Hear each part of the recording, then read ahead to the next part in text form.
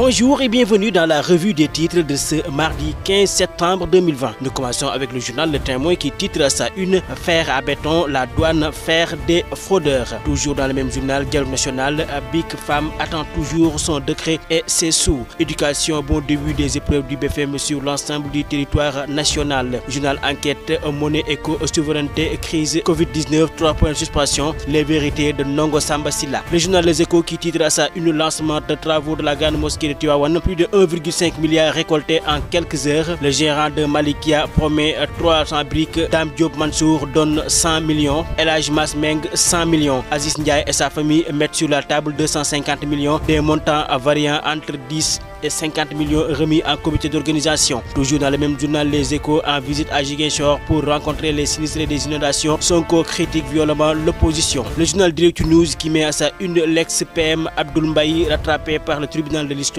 Où sont passés les milliards destinés aux inondations de 2012? Point d'interrogation. Le journal L'As qui met à sa une clash entre opposants, les inondations font chavirer l'opposition. Écomusée des Peuls à Agnam, Macky valide le projet de Adoub Farba et le DG de l'AGETIP. Journal Sud Quotidien qui met à sa une organisation du BFM 2020, l'autre défi de l'école. Le journal Le Quotidien présidentiel ivoirien, le filtre du parrainage, 4 candidatures retenues, Kantin reculé, Ouattara et Bédié passent, Bagbo et Soro bloqués. Walf Quotidien qui met à sa une en visite à Ziguinchor, Sonko pilonne le Macky. Le journal Critique qui met à sa une élection départementale et municipale, le troisième report se dessine. L'évidence qui titre à sa une Aminata Fall, deuxième adjointe au maire de Ouakam, les inondations ne peuvent pas être réglées en 1 ou 2 ans, 3 points de suspension. Audience au palais pour la présentation du projet d'écomusée des pôles d'Afrique, Macky Sall adouble le directeur général de l'AGETIP.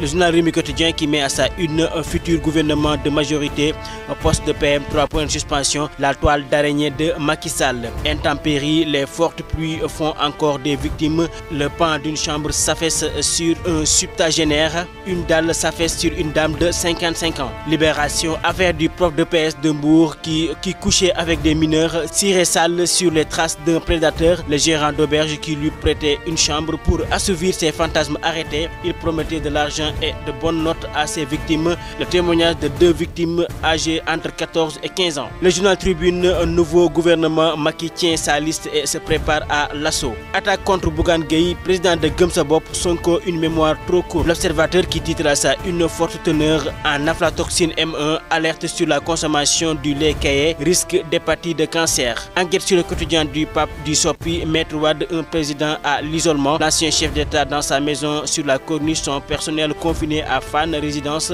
Interdiction de visite excepté quelques proches.